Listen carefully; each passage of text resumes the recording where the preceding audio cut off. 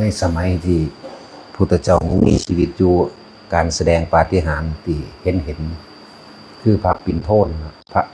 พระราชวาชะพวกบ้านเศรษฐีในกรุงราชคฤห์ดูถูกว่าในโลกนี้บ่มีพระอรหันต์ดอกถ้าผู้ใดเป็นพระอรหันต์ให้เหาะขึ้นไปเอาบาตรที่เอาไม้ไผ่ต่อกันขึ้นไป3ช่วงแล้วก็ประกาศภายใน7 มื้อบ่มีผู้ใดเหาะไปเอาบาตรใดแสดงว่าโลกนี้บ่มีพระอรหันต์พวกนั้นเดรัจฉีคู่ทั้ง6นั่นก็อ้างว่าเจ้าของเป็นอรหันต์จังซั่นจังซี่หลายอย่างหาวิธีไปเอานั่นแหละทำท่าเหาะก็ให้ลูกศิษย์เจ้าของดึงไว้อย่ามาแสดงคุณวิเศษเพียงแค่ว่าบาทแค่นี้ทำท่าก็ขอเขาซื้อเขาก็บ่ให้อันนี้พระปิ่นโทนกำลังพันผ่าอยู่คุ้มผ่าอยู่ข้างเขาขีชตูดกับพระโมคคัลลาพระปิ่นโทนถามว่าอาวุโสท่านได้ยินว่าเขากำลังดูถูกประมาทในคุณของศาสนาอย่างใหญ่หลวงว่าบ่มีพระอรหันต์ได้ยินอยู่ท่านเป็นผู้เลิศด้วยฤทธิ์ขอให้ท่านได้ไปแสดงปาฏิหาริย์เพื่อให้เขาเห็นว่าโลกนี้มีพระอรหันต์จริงได้บ่พระโมคคัลลาบอกบ่เราบ่ปรารถนาครับถ้าท่านปรารถนาก็จงไปเถิดพระโมคคัลลาบอกให้ไปถ้าท่านปรารถนาก็จงไปทำเถิดนั่นแหละ เพิ่นก็เข้าสู่จัตุทานถอยลงมาชั้นที่3ก็อธิษฐานเหยียบก้อนหินเหาะขึ้นไปอ้อมเมืองกรุงราชคฤห์อ้อมนะครับเฮ็ดขี้ดินก้อนหินขูลงใส่หลังคาบ้านเศรษฐีผู้นั้นเซิร์นไปเซิร์นมาเฮ็ดคือก้อนขี้หินที่ตกใส่หัวเขาบางคนก็ย่างเอากระด้งมาบังไว้อันนี้มาบังไว้หมอบลงพื้นที่บ้านพนมมือไหว้ขอพระคุณเจ้าลงมาพระคุณเจ้าลงมามาก็มาเอาบาตรนั่นแหละ มาเอาบาตรแล้วนั่นน่ะคือแสดงคุณวิเศษอันเหนือมนุษย์ธรรมดาสั่นแล้วสุดต่อมาเมื่อพระโมคคัลลาก็เข้าไปในวัดแล้วแต่คุยเรื่องเล่าให้พระอานนท์ฟังซะก่อนพระอานนท์รู้แล้วเขาก็เอาอาหารใส่บาตรอย่างเรียบร้อยนะครับคนที่มาบ่ทันได้เพิ่นแสดงฤทธิ์อยู่ตอนเช้าจนเที่ยงจนบ่ายเพิ่นเด้จนเที่ยงจนบ่ายผู้ใดมาจากให้จากหน้าบ่ทันมันก็แสดงให้เบิ่งใหม่เฮ็ดอยู่บ่สำนักบ่าย3ที่กลับเข้าวัดที่บ้านคนที่บ่ทันได้เห็นการแสดงที่อยู่บ้านไกลๆนี่ก็นำมาเสียงอึกกระทึกคึกโครมมาพระพุทธเจ้าพอดีก็ออกจากที่กลางวันออกจากที่กลางวันออกมาพระอานนท์ก็จอบถ่ายอยู่แล้วเมื่อถามพระอานนท์เสียงยังอึกกระทึกคึกโครมเขาพากันลงป่าตึกแหกันบ่เจ้าค่ะนำมาเบิ่งพระปิ่นโทนแสดงฤทธิ์นะมาถึงกับบอกปิ่นโทนเขามานี่ประวัติอยู่ในตอนหน้าสงฆ์หลายๆนั่นแหละเป็นประชุมกับชาวบ้านก็แห่กันบึมมากเลยมาฮอดกับให้พระปิ่นโทนเลยแล้วบอกว่าพระปิ่นโทนเธอแสดงคุณวิเศษต่างๆนานาแม่นสิมีอยู่กับบ่แม่นว่าอวดแบบนั้นดอกเพียงแต่ว่าเพิ่นปรับอาบัติอยู่ดิปรับอยู่มันต้องเป็นของเบาคุณวิเศษที่มีในตนมีจริงอยู่แต่ว่าแสดงเนี่ยเพิ่นก็มีในหันแต่ว่าอย่างว่าเพิ่นเป็นอธิกรรมิกบุคคลหมายถึงว่าต้นบัญญัติในการแสดงอันนี้แสดงคุณวิเศษอันนี้แสดงฤทธิ์พุทธเจ้าก็เน้นหนักต่อไปคนจะไม่บูชาความจริงคนจะไม่เข้าถึงความจริงคนจะบูชาบุคคลบูชาปาฏิหาริย์ต่อไปนี่ผู้ได้แสดงฤทธิ์เพิ่นก็ปรับนั่นแหละปรับอาบัติซุมื้อนี้มีตั้งแต่ฤทธิ์หลอกฤทธิ์ล่มปากฤทธิ์ล่วงเด้ฤทธิ์ซาฤทธิ์ลือกันซื่อเด้ขนาดตะกี้ฤทธิ์เห็นเด้นี่เวลาเพิ่นจะไปหันไปนี่แต่ละครั้งแต่ละคราวนี่สมัยเพิ่นบ่ทันได้บัญญัติไปอย่างสวยงามปานดุจดังว่านกหงส์ พระขึ้นไปบนอากาศไปเป็นร้อยไปเป็น500ไปเป็นพันซุมื้อนี้จักฤทธิ์อีหยังมีแต่ฤทธิ์ขี้ตัวฤทธิ์หลอกลวงเด้อซุมื้อนี้เด้อบ่แม่นเด้อเอามาสักยันต์สักลิงสักลายสั่นงึกงักพวกทั้งหลายเหล่านั้นบ่แม่นหนทางพ้นทุกข์ดับทุกข์จะไปพึ่งพาอย่าไปอาศัยพวกนั้นนี่แหละฤทธิ์10อย่างแต่เฮาเอาปาฏิหาริย์ตัวนี้ออกมาบอกให้ฟังว่าต่อไปคนสิบ่บูชาความจริงหมายถึงบ่เข้าถึงอนิจจังบ่เข้าถึงทุกข์บ่เข้าถึงอนัตตาคนสิไปถือเอาเฉพาะสิ่งภายนอกมาปกป้องตัวเองคือเฮาเห็นอยู่เดียวนี้รุ่นรวยพันล้านพันเลยแต่ว่าหามันสิมีบ่ทำความเข้าใจมันถึงเด้อก็ดีเขาหาเงินเด้น่ะเป็นเครื่องมือหาเงินให้คนเด้อันพวกเฮ็ดอยู่เดียวนี้ก็ดีเป็นเครื่องมือหาเงินให้เขาเด้อบอกนั้นแต่ตัวเองมีชื่อเสียงเอากูคือกันแล้วก็แปลกยุ่นก็ดีนั่นแหละหลักธรรมบ่นำออกแสดงเลยทุกขังอริยสัจจังทุกขสมุทัยโยบ่เอาออกแสดงทุกขนิโรธทุกขนิโรธคายมินี่หนทางปฏิบัตินี่เพื่อการดับทุกข์บ่เอาออกแสดงเด้พูนเฮ็ดมือ5 นิ้ว10 นิ้วกำเก่านั่นนี่อยู่เลยจากมีชื่อเสียงภาษาของพ่อสำนัก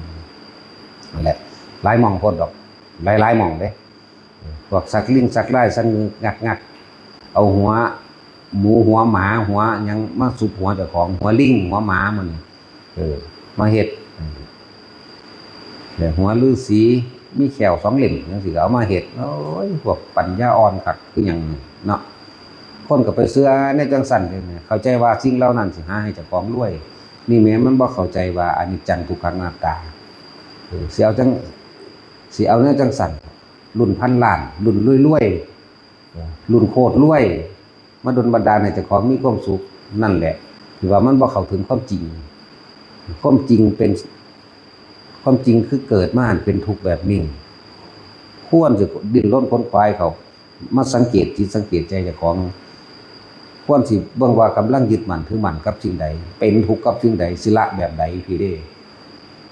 นั่นแหละพุทธเจ้าท่านเล่าถึงว่านั่นแหละตะกี้แห่งปาฏิหาริย์เห็นเลยว่าสามเณรเธอจงไปเอาน้ำมากกับเหาะขึ้นไปให้เห็นโลดคนก็เห็นทั่วโลดพระนาคิตะแสดงฤทธิ์เธอจงแสดงฤทธิ์แสดงจนเต็มที่คนก็เห็นเป็นพันแสดงจนเมื่อยแล้วบ่เห็นว่าสิดับทุกข์ได้พ้นทุกข์ได้แล่นเข้าป่าสับจังสี่ดีตะกี้แห่งกว่านั้นอีกการปกป้องคุ้มครอง คือพระโมคคัลลาปกป้องคุ้มครองให้เศรษฐีมีเศรษฐีผู้หนึ่งมีมนต์พระพุทธเจ้าแต่ว่ามีคนผู้หนึ่งมีศรัทธามาขอรัดคิวก็เลยว่าท่านสามารถป้องกันชีวิตให้ผู้ขาได้บ่พระโมคคัลลาได้ป้องกันสมบัติให้ผู้ขาได้บ่ได้ท่านป้องกันศรัทธาผู้ขาได้บ่ได้อันนี้เป็นเรื่องของท่านนี่พระโมคคัลลาเพิ่นนี่ยกตัวอย่างว่าฤทธิ์ที่เขาเจ้าปกป้องคุ้มครองกันได้แท้ๆก็ดีทรัพย์สมบัติของท่านสิบ่สูญหายมื้ออื่นนี่สมมุติมื้ออื่นนี่สิเป็นวันที่เศรษฐีผู้นี้สิให้ทานพระพุทธเจ้าแต่ว่ามีคนผู้หนึ่งถ้าบ่ได้ทานในมื้ออื่นนี่แทนสิใจขาดตายจากบ่ล่ะก็เลยต้องรัดคิวให้หมายถึงว่าต้องรัดคิวให้ก็เลยว่าถ้าผู้ขาตายก่อนมื้อนี้เด้ท่านสิเอาหยังมารับรอง1บ่ตายผู้ขาสิหมายถึงพระโมคคัลลาว่าบ่ตายหรอกชีวิตอันตรายทรัพย์สินกับชีวิตของท่านผู้ขารับรองให้บ่มีอันตรายนี่คนมีฤทธิ์อีหลีเฮ็ดจักว่าแต่ว่าบ่อาจสามารถป้องกันศรัทธาได้เพราะว่าศรัทธาเป็นเรื่องใจของท่านเองเนี่ยใจว่าล่ะนั่นแหละ เป็นเรื่องของใจของท่านเองก็เลยกระสั่นกระได้ถ้าผู้ขาบ่ตายนี่เพิ่นว่ารับรองให้นี่เพิ่นคุ้มครองให้ตัวต่อโตเลยนี่เห็นบ่นี่เห็นได้พระพุทธเจ้ามีชีวิตอยู่ได้นี่อยู่ต่อหน้าพระพุทธเจ้านี่ได้คุยกันต่อหน้าพระพุทธเจ้าพระโมคคัลลาสารีบุตรพระพุทธเจ้ากับเศรษฐีกับนั่งทุกข์ยากอีกผู้นึงพุ่นนั่งอันถ้าบ่ได้ท่านพุทธเจ้าก่อนนี่คือใจสิขาดตายพระพุทธเจ้าฮู้แล้วว่านั่งอันสิเป็นแบบนี้หรือว่าโมคคัลลาเธอมีความสามารถอันใดหรือพระโมคคัลลาเลยไปรับรองให้จักว่าไปขอผัดเปลี่ยนให้จังซั่นนี่ขนาดเห็นได้นี่ ซุมื้อนึงจังนั้นยังปากซาลือกันไปขังแนวนั้นขังนั่นขังพ่อขังแม่มึงไว้ที่หั่นเนาะกูศูนย์โลดมันบิดเบือนคำสอนแม่มันเพี้ยนไปเบิดแล้วเด้คำสอนพระพุทธเจ้ามันเฮ็ดบ่ให้คนไปเข้าถึงคำว่าเกิดแก่เจ็บตายอัตหิอัตโนนาโถมันบ่ได้เข้าถึงเลยตนแลเป็นดีพึงของตนเองมันบ่ได้ให้เข้าถึงไปเอามาแม่รุ่นเท่าใดพันล้านก็เลยรุ่นแม่รุ่นพ่อมาทั้งใดเขาตัวเอาเงินเด้อไผก็ดีคนเพิ่นได้เงินพระบ่ได้เด้อันพวกเขาเอาไปใช้นั่นน่ะบอกให้ตรงๆโลดคนเพิ่นได้เอาเงินไปใช้นั่นน่ะพูดหานั่นพระสิได้ส่ำใดเด้อนี่100นึงพระได้10 บาทอัน90เขาเอาเบิดเข้าใจบ่ล่ะเขาลงทุนแต่เฮาเห็นอยู่นี่เขาก็ยังตั๋วหอบไปเลยเนาะนั่นแหละปาฏิหาริย์ต่างๆแล้วนั้นมันซุมื้อนี่มันเป็นของบ่จริงล่ะเป็นของซาของลือเป็นของอ้างจักว่าอ้างว่าเป็นศิษย์ผู้นั้นศิษย์ผู้นั้นศิษย์ผู้นั้นแล้วเอาคำนี่แหละมาเว้าผู้อีหลีจักอยู่ไสผู้นั้นก็จักเฮ็ดได้บ่ได้อีหลีดอกเฮ็ดบ่ได้ถ้าเฮ็ดได้มันบ่ตายมันต้องยังอยู่นั่นแหละพระโมคคัลลาก็บ่ตายก็นั่นเพิ่นก็ยังหอลงมาให้คนขาอยู่บ่เห็นบ่นั่นแล้วต้องบิดเบือนคำสอนหลายมันก็ศูนย์ตัวโมโหนี่ มันเกินไปโพดนะมันเป็นตนาเสื้อถือได้แต่ห่มผ้าเหลืองเขาแล้วมีพิธีขังเข้มๆเขานั่นแล้วตั้งแต่บิดเบือนของเพิ่นเด้ปาฏิหาริย์หยังก็สร้างนะอนุสาสนีปาฏิหาริย์นี่การเทศสั่งสอนเราเกิดในความเข้าใจเข้าถึงทุกข์สมุทัยนิโรธมรรคเห็นความจริงกว่าความเกิดความแก่ความเจ็บความปวดและมีความตายเห็นอนิจจังเห็นทุกขังอนัตตาเห็นหนทางดับทุกข์และปฏิบัติเพื่อให้สิ้นทุกข์ได้โดยสัมมาทิฏฐินี่นะสัมมาทิฏฐิสัมมาสังกัปโปนี่ได้อนุสาสนีปาฏิหาริย์แท้ๆปาฏิหาริย์แนวอื่นมันสิตัวเบิดสวดถ้าแม่พวกอันเงินล้านก็เลยสวดจนว่าข้อหักข้อขาดปากฉีกออกมันได้อยู่บ่แต่บ่ไปหาเนี่ยเนาะนั้นเป็นกุศโลบายมันซื่อๆแต่คนต้องไปกิ่งไปจังบังหันนี่แหละจังว่าที่พระเจ้าเพิ่นว่าเพิ่นรังเกียจเพิ่นบ่อยากให้ว่าดอกเพิ่นบ่อยากให้แสดงสมัยเริ่มแรกแม่นอยู่แล้วเพิ่นก็แสดงอยู่ทรมานพวกยังละชดินถึงหลายครั้งพวกทรมานพวกชดิน3พี่น้องหลายครั้งอยู่เวลาไปหันมานี่ก็ไปโดยอากาศก็หลายครั้งอยู่แต่ว่าหลังจากนั้นมาเพิ่นก็ย่างเอาได้บาดย่างเอาบ่เหาะไปคือเก่าหลายอย่าง โจนพระบิณฑโทนมาเฮ็ดแล้วเพิ่นจังบัญญัติหลังจากบัญญัติแล้วพี่เพิ่นจังมาแสดงยมกะปาฏิหาริย์ตอนที่ขึ้นไปดาวดึงส์ไปโปรดเอาพุทธมารดาพี่ดอกแต่เพิ่นเป็นเจ้าของมั้ยแม่นว่าสั่นเพิ่นจะมาห้ามเพิ่นได้ก็กูเป็นเจ้าของ ก็จังสั่นตัวแต่เพิ่นเฮ็ดโดยมีเหตุผลที่ลึกล้ำละเอียดยิ่งกว่านั้นมันบ่แม่นแค่คือพวกเฮาอีหยังนิดๆหน่อยๆภาษาไปอันตึกประสาทตาเลี้ยวเบิ่งหลอดไฟแล้วเป็นสีเขียวๆเนี่ยปาฏิหาริย์โลด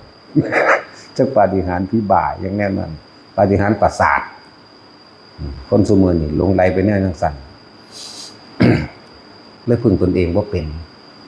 อนุสาสนีปาฏิหาริย์พูดฟังคำสอนเราสิเห็นความจริงในตนเองอยู่บ่โดนก็ตายนะไผก็ดีนี่นะมองมันจริงแท้ไงเลยเกิดมาตายทอกันนี่แหมมองมันจริงไงผู้เพิ่นปาฏิหาริย์ได้แท้ๆก็ตายมาเบิดแล้วเด้ล่ะพุทธเจ้าทุกๆพระองค์ก็ตายมาเบิดล่ะพระโมคคัลลาภาษาลุงก็ตายมาเบิดแล้วแม่นั่นแหละทั้งว่าทุกคนอย่าไปสนใจต่อฤทธิ์เดชปาฏิหาริย์นั้นมันบ่มีหยังดอกถ้าผู้ใดมันมีสติอยู่กับลมหายใจแนวก็ได้นะอริยฤทธิ์มันเกิดเองเด้อพวกซาตากิลาติยักษ์กับอันบักหายักษ์จันทยักษ์นั่นมาตีหัวปราสาทลิบุตรเพิ่นก็บ่เห็นว่าเพิ่นสิมีฤทธิ์มีเดชอิหยังเด้เพิ่นก็นั่งขม้ออยู่หั่นซื่อๆกระบองบักใหญ่ตีลงปัวเข้าไปนั่นน่ะบ่ได้สะเทือนอีหยังเพิ่นเด้พุ่นลุบลงไปในอันแผ่นดินสูบลงมาหาอเวจีนรกพุ่นน่ะจังซั่นแหละอริยฤทธิ์ก็คือสตินั่นแหละพวกเจ้าอย่าไปสนใจแนวอื่นดอกสติประธาน4เฮานี่อานาปานสตินี่ เครื่องอยู่ของอริยะเจ้าทั้งหลายเพื่ออานาปานสตินี่มันก็เป็นอริยฤทธิ์เองดอกอยู่ในหันแหละตอนเขาอยู่ในล่มเขาบ่ไปเบียดไผไหมมันก็เป็นของมันอยู่ในหันแหละทั้งสั้นแหละนะทั้งว่าเบิ่งไปเบิ่งมาแล้วโอ้ยหาโฆษณาแต่อันรุ่นนั่นรุ่นนี้คำสอนพุทธเจ้าบ่ออกบ่มีเลยบ่พาเขาหยังเลยแห่ไปให้มาเป็นเครื่องมือหาเงินให้เขานั่นแหละรุ่นใดก็สร้างได้100 ปี400 ปี400 พรรษามาควักให้เฮาแก้ให้อยู่นี่ก็มีเด้บ่ว่าตั้งแต่สาอัน80 พรรษาเด้400 พรรษาพุ่นท่านว่าอันท่านกับผมไผอายุละอันพรรษาหลายกว่ากันไว้หากระบวชท่านเท่าใดวะ400แต่มึงคือหมอเป็นเปรตแมงยังอยู่นี่เห็นว่าล่ะสั้นแล้วมันก็จะ400ได้8,000 ปีก็ยังมีเด้มันข้างอยู่นี่เอาอีหยังไปโอ้ยเอาเสียมไปเบิ่งดูเสียมมันมาค่าเสียมจนฟาดหัวมึงจักบาทก็ยังมีเลยคือบักหามเอ้ยค่าเสียมค่ามักจกค่ามีดค่าผ้าค่าเกี่ยวไหมหลายคือยังนี่เด้แล้วให้มาแก้ให้อยู่จังซั่นแหละให้ชำระหนี้สงฆ์ให้แก้แสดงอาบัติมันบ่ตกมันเป็นอีกแบบนึง